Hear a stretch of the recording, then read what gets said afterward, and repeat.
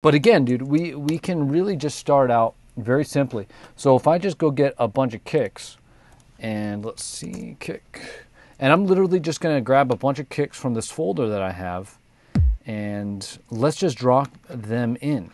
And so one thing I'm suspecting is that you're only really working with a couple kicks, or maybe even just one kick, and you're trying to get that kick as loud as possible. So I'll show you some ways that you could do that, but at the same time, there's different kinds of kicks. And so let me just kind of run through that concept, because that might be kind of an insight for you. I'm not sure, you know, I'm not 100% sure what your level is right now, but let me just kind of walk through everything. So what I'm doing is I'm just going to create a MIDI clip, and I'm just making sure I'm on quarter notes here. I'm just going to loop around one, okay? Okay, so cool. So we have this kick, and we have a bunch of kicks that we can kind of play around with here. And so let's just start seeing what the levels are just from these kicks, okay? So right away, let's go ahead over to the master. And on the master, I have a spectrum analyzer. As you can see right here, I'm hitting around -9 in the top part of the low end on the spectrum analyzer. But of course, what I'm curious to know is how loud the kick is. So if I go to get something like a level, which is just a free Max for Live plugin, I like this because it just shows you the level right here. See how you have meters inside of the this, I don't even know what this thing is called in here, but in the effects area here. So this kick right now is hitting at -2. So we can also see that if we hop over here. Okay, so it's hitting around -2, -1.74. So what I'm going to do is I'm just going to go get a level, a limiter here, and I'm just going to bring this down 2 dB, okay? And so that means I'm going to take a little bit off the top, but it won't be the end of the world. Okay, so now from this limiter here, you can see that the kick is hitting 0 on the out ceiling right here. If I hop over to the channel view here, you can see we're hitting 0, and then on the master, you can see we're hitting -0.01, okay? And that's probably from this limiter or something. Okay, so straight away, we have the kick sitting at 0, and it's sitting at 0 on the master, okay? So now let's check it in the spectrum analyzer, because all we've done is turn it up by 2 dBs here. And so you can see with this kick in particular, I'm hitting -6, all right? That's just the way that this kick is. This kick is a 909 style kick, and 909 style kicks have a little bit more of, what's it called, like more punch than sub. And so when you're asking here, when you're trying to get yours to -6 or -3, I'm guessing that you're talking, yeah, you're saying -6 in the analyzer. You're talking about that sub, that low end, around 50 hertz typically. That's where the sub of a kick is going to live. A lot of the times is around 50 hertz, sometimes above, sometimes below, but usually around 50 hertz, okay? And so with this kick, just straight out of the box, we can see that it's hitting at 0 on the master, but we're at -6. Okay, and again, that's because it's a 909 style kick. Let me get a spectrum analyzer onto the individual channel here. And the thing about a 909 style kick is that it doesn't have a lot of sub, okay?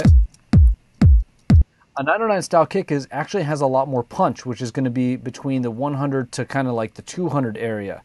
And so, all right, now, with that said, here are some ways where you can start pushing the low end.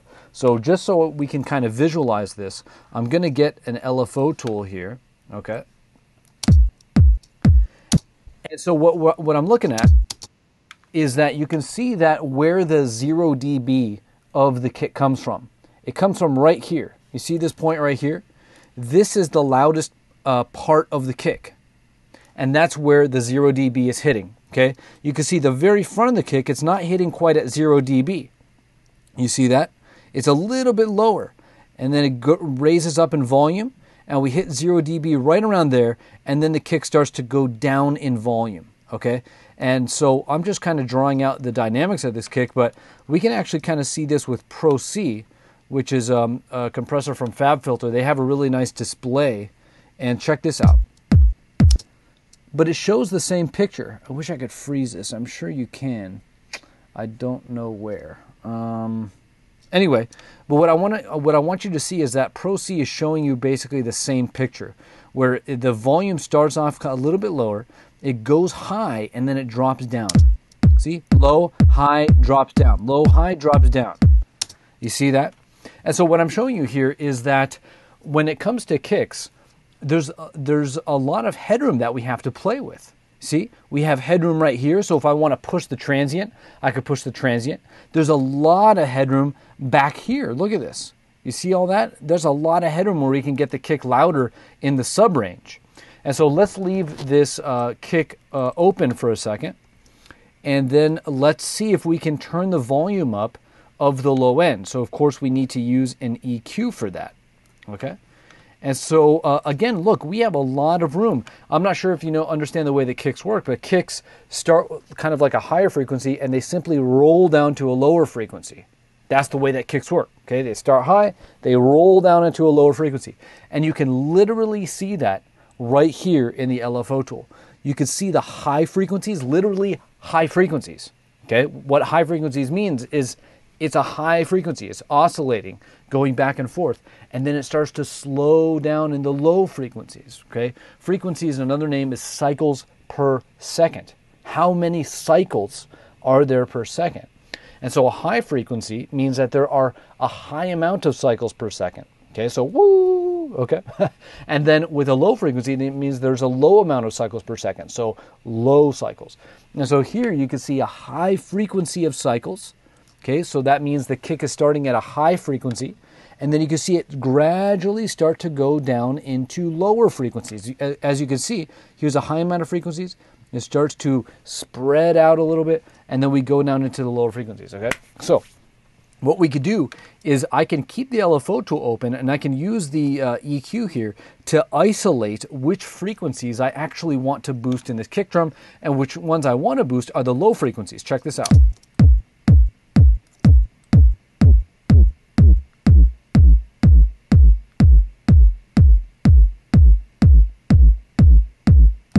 So you can see what I'm doing is I'm trying to see where this EQ move is boosting in the kick. And if I pull the gain back a little bit, it isn't going to be as crazy. Check it out.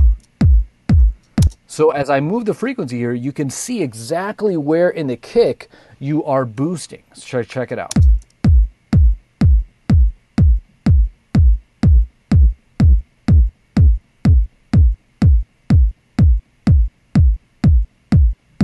So as I move higher, you can see I'm boosting earlier in the kick. So I can use an EQ a lot of the times to boost or accentuate the transient of a kick.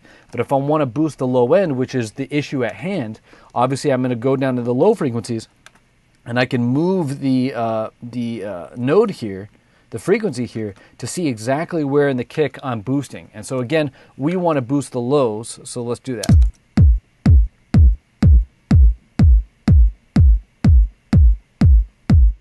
Okay, right there. Now check this out. I'm going to pull back on the gain. And this is going to be the cool thing here. So as I'm boosting the low end, you might think, oh my God, well the kick's going to go way too loud. But again, the kick is not going to get way too loud because we have a bunch of headroom here. So watch this. If I start moving this gain around, the max volume of the kick isn't going to change. Watch. We're still around negative 1.5. Okay, so I'm going to start the gain down at 0. We can see we're at negative 1.7, and I'm going to start turning the gain up a little bit on the low end, and it's not going to boost the overall level of the kick. Watch.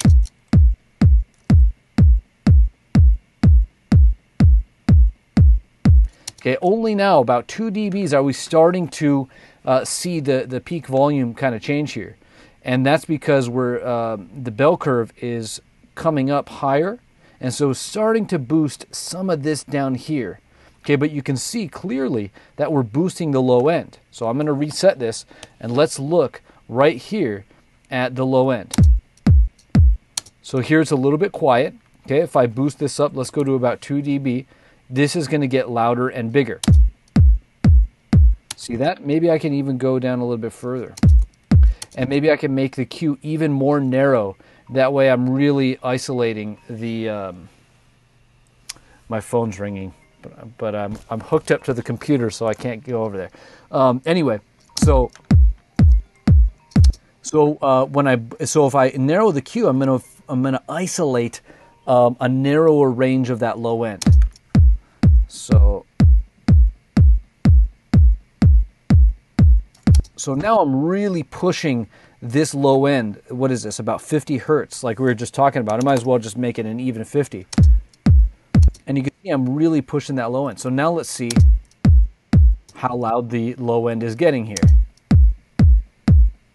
And so it looks like we've moved it up to around -5, okay? What if we kept going?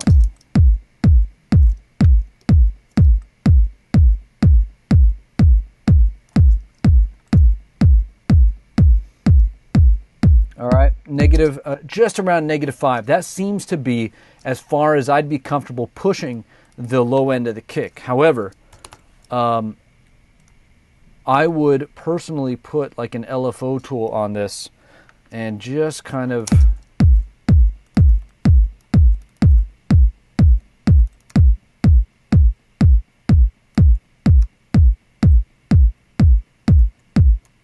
I would want to have an LFO tool on here just to shape the kick a little bit. You can see we're getting really loud with the sub here. The punch is really loud, so this is a monster kick drum, okay? Because the punch of the kick, which usually happens at the front and right around kind of the 100 up to like 250, usually it's around about 150 hertz. But this is really loud. That punch of the kick is really loud. And now we've used an EQ to make the low end really loud as well, maxing out around 0. And so this is just a monster kick. And so just to tame it a little bit, I would use something like the LFO tool to maybe shape the tail of the kick, shorten it just a little bit to give that bass some room. An alternative that we could do for the bass in this case would be to write a bass line that's actually a little bit quieter in the sub range. That way we can actually get away with having an absolutely enormous kick drum, because the bass isn't going to be taking up as much lows. So we're kind of getting into the weeds here, but so this was just a look at one of the kick drums. Let's go ahead and look at another one. I'm going to turn this EQ off, and I guess I'll leave the LFO here because I typically like the kicks to cut off at the 8-bar mark here. The 8th, I mean, the 1/8. Okay, so let's move on to the next kick. And let's see what this sounds like. All right, another 909 style kick, but this one sounds like it has a little bit more of a low frequency in it. Let's hear it. Okay, no, it doesn't have low frequencies. See, we're getting a strong punch, but you can see there's almost no low end here. All right, but let's see how loud it is, okay? And so this kick is also hitting at 0, okay? So, kicks just have different levels of low end. It's not, and so when in the track for the laptop mix, never finished that track, but in that track, I must have just picked a kick that naturally had more low end. And so we'll see that when we go through a couple more of these kicks here. I'm not sure why these are highlighted, but I'll show you some kicks that have some high, some low end, some bigger low end. But you can see the kick is hitting at 0 here. It's basically hitting at 0 here. But it's hitting at -10. Okay? So if we come back over to the channel and we look at it, the kick in the LFO tool, what do we expect to see? Okay, so we know the kick is hitting at 0, and the kick is not hitting at 0 in the low frequencies, because there's basically like very, very low frequencies. The low frequencies are very quiet, okay? And so what we expect is this sub back here, the sub is going to happen towards the end of a kick. The sub back here is not going to be very loud, but we do expect there to be a very strong punch on this kick. All right, and so if I kind of draw out what I expect the kick to look like, it would be something like, was a dumb thing to do. It would be something like this. Okay, so imagine this is the LFO tool, right? So really big punch, really small sub, okay? That's kind of how I expect the kick to look. Let's check it out. Okay, and there you go. So really small sub, but a strong punch up front, right at the transient. And so what does that tell you? That tells you that we can crank the low end if we wanted to in this kick. So let's turn on this EQ, and let's really go after that low end and bring it up. So there we go. Maybe we can get away with going a little bit lower. Check this out.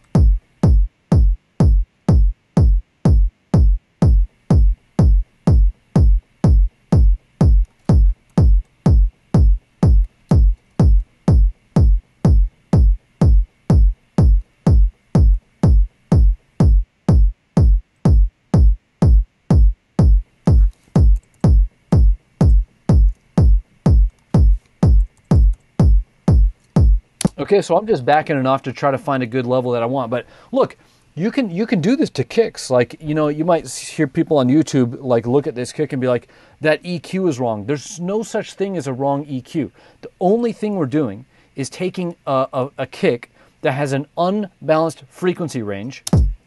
Okay, it's unbalanced because look at how many crazy highs there are, and there's almost no sub in the kick.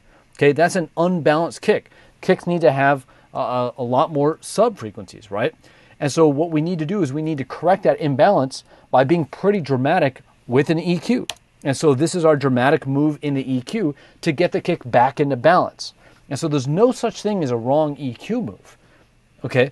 Because this EQ right here gets the kick where it needs to be. It gets it back in balance a little bit. So now let's look at what we did in the low end with the spectrum analyzer. Boom, look at that, okay? So before, okay, kick was hitting around -10. We turn this on. There we go. Now we're hitting at -4 at G. Okay, so 50 hertz. And that's fine. So there we go. Okay, so we had a kick that was at 0, but we recognized that even though it's at 0, the low end was still weak. And so what we need to do is just simply bring the low end up with an EQ. And what we saw is that when we bring the low end up with an EQ, we're still not going to change the peak value of the kick, because the peak value of the kick is not coming from the low end. It's coming from the transient, from the punch in this case, in this specific kick. It's not going to be the case with all kicks, but in this specific case, the kick, the max peak level of the kick was coming from the transient. And so all we needed to do was boost the low end with an EQ, and it's not changing the overall, the peak level of the kick, right? So if we, check this out. So if we come over here to the, to L2, let's look at this, okay? So this right here, and we can also look at the level right here, but check this out. So if I turn off the EQ, you can see that we're hitting at, oh, come on. A -1.8. Okay, we can look right here in L1 as well. If I turn on the EQ here, let's see where we're still hitting. We're hitting at the exact same level, and that's because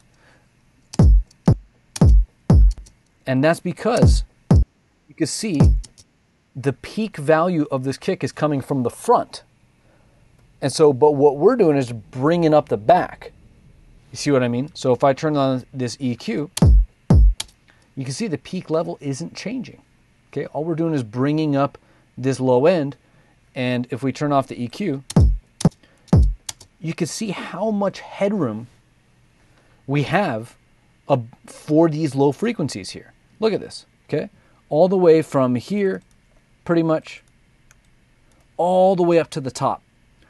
That means that we can just boost the crap out of the low end here. And that's exactly what we're doing, okay? So the kick is still hitting at 0, but all we're doing is bringing up the low end, okay? So that's another example. And let's try to find an example. So those are good examples because that really directly addresses the question that you're having, which is your kick is hitting at 0, but the low end is not hitting as high as you want it to. Well, the simple solution is to just use an EQ to bring up the low end. And what we've been doing so far is really going into a deep dive in understanding, well, where does the peak level of the kick come from for a particular kick? And then the next question would be, do I have room to boost the low end? And in most cases, you do, okay? And so in your case, I'm sure that you do as well. Now, one thing that, even as I say it, I have this reaction, which is if I'm going to crank the low end, the next move that I want to do is get the LFO tool to start shaping the tail of the kick. And you already saw me do that. But the reason why I feel that way is because when you're boosting the low end of the kick, okay, and let's get some visuals back into this, okay? When you're boosting the low end of the kick, look at how it starts to bleed over. You see that? And for me, that's like, oh, I'm getting in the territory of the bass. And so that's why my immediate reaction when I think I need to boost the low end, that's one. The second thing I think is I need to shape the tail, okay? And this is what I mean by shape the tail. It's just kind of bringing it down early, usually cutting it off at the 1/8 bar. You see that? And so, yeah, those are the, I'm just throwing that in there because I feel it in my gut. When I'm boosting the low end, I got to make sure I'm shaping the tail or make sure that the tail is under control, okay? And so that is that. Let's keep moving on here. I think I might have, let's look for an 808 style kick. So you can see sometimes I'll label these with an underscore 808 right here, underscore 909. And so for me, when I say a kick is like a 909 or like an 808, a kick that's like a 909 has more punch, okay? That's really what it means for me. It has more punch than sub. A kick that is an 808 typically will have more sub than punch. Okay, now this is, and the way that, the reason why I think this way is because if you were going to go get a pure 909 kick off a 909 drum machine, that's exactly what you'd hear. You'd hear a kick that has more punch than sub. And punch, I mean frequencies that are kind of between 100 to 200. If you want to be more specific, typically about 120 to 150. That's where that punch is located, but 100 to 200. So a 909 kick has less frequencies below 100 hertz. Okay, it's not as strong there. It's a lot stronger in the frequencies between 100 to 200. Okay, that's a 909 kick, or a kick that's like a 909. An 808 kick is the exact opposite. Okay, an 808 style kick, or a kick that's like an 808, okay, has strong frequencies below 100 hertz. Usually it's just like a spike, and we'll see that in this example. It's just a spike in the low end. Okay. But the frequencies above 100 to 200, they're not as strong, okay? So hopefully that makes sense. To recap, 909 kick, strong between 100 to 200, weak below 100. 808 style kick, strong below 100, weak above 100, okay? 100 to 200. I hope that makes sense. So if we come over here, let's turn off this guy. And let's go ahead and check out the spectrum analyzer for this kick. There we go, 808 style kick. Why? Because we get this spike in the frequencies. And so why are we getting a spike in the frequencies? Okay, think about it. And that's because when the kick, remember how I said a kick is just a pitch roll from high frequencies down to low frequencies? And so the reason why an 808 is going to have a spike in the low frequencies is because the pitch roll happens quickly and then it decays for a long period of time. So it stays on one frequency for a long period of time. Okay, a 909 style kick decays a little bit more slowly, and so it doesn't really resonate or hang out on one of the frequencies, the low frequencies, for a while. But an 808 kick decays very quickly onto a single frequency and it just kind of stays on that frequency. And so knowing that, what do we expect to happen inside the LFO tool? I'm going to remove these nodes here. But what you're going to expect to see is a long section of this kick. Okay, a long section of the kick is going to have a pretty consistent cycle. Okay, a pretty consistent frequency range. Because that long, consistent cycle is one frequency. And so you have this long section of one frequency, and it's going to be the subfrequency. So I'm just trying to help you anticipate what to expect when you're looking at this. So let's look at it. And there you go. Okay, look at this. This is basically one frequency, and it just goes on for a long period of time and kind of just slowly decays down at the end. Okay, we get the high frequencies kind of starting right around here. See that? And then they quickly decay. And then right around this point, this is when we start to get that single frequency that just kind of resonates, which is characteristic of an 808 style kick. Okay?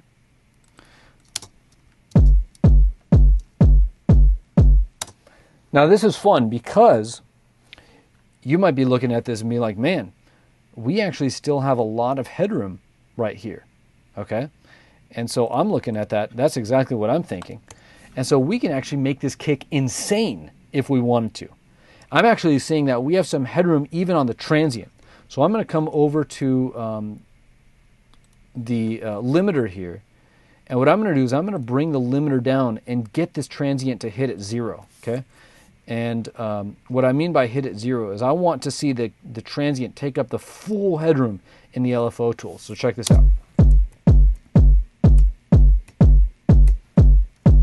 Okay, so now you can see that the transient of the kick is hitting the very top of the LFO tool. It's hitting the very bottom of the LFO tool. So that is full headroom, okay?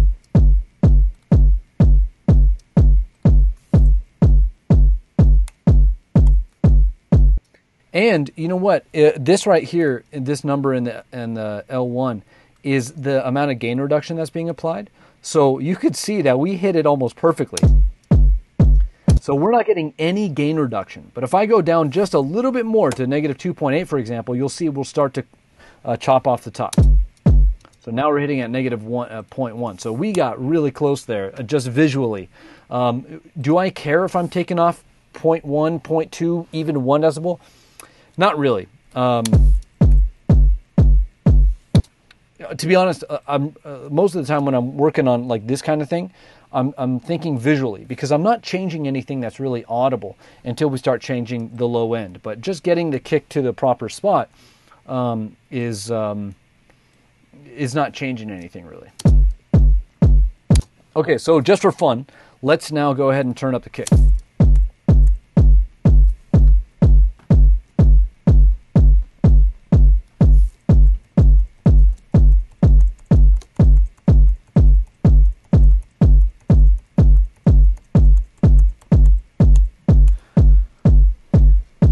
All right, looks like right there around 49 hertz. And so let's go ahead and bring this back a little bit.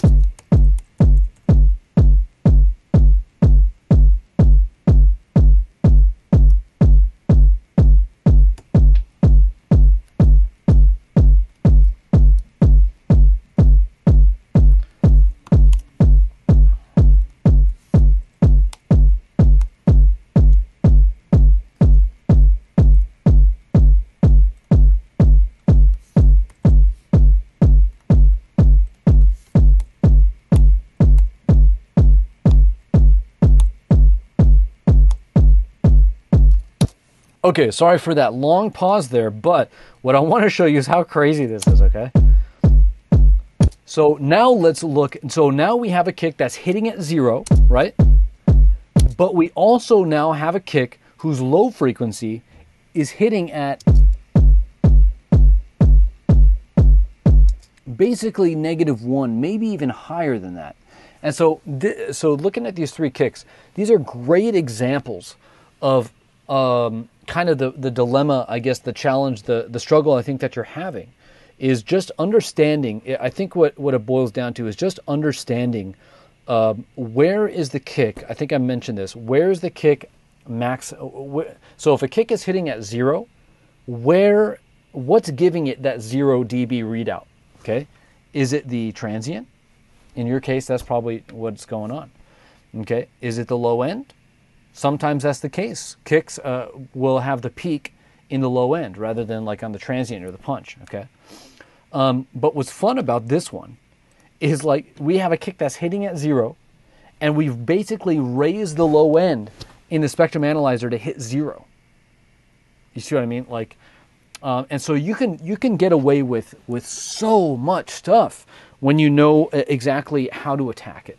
All right, and hopefully I've given you the tools in this video to identify what's holding your kick back from being as loud as you want it to be, yeah, and more than that, just when you approach kicks in the future, hopefully you can see the level of detail that you have over defining which parts of the kick you want to be loud or quiet, how to kind of think about dividing the kick up. So you have like the transient section, the punch section, then you have the tail section, and you can control the level of those independently, really, using something simple like an EQ. That's basically what we've been doing in this video, is we've been noticing that a lot of the level from the kick is coming from the transient, and we've noticed that we have a lot of headroom left for the low end, and so we simply use an EQ to manipulate the level of the low end, okay, independent of the transient.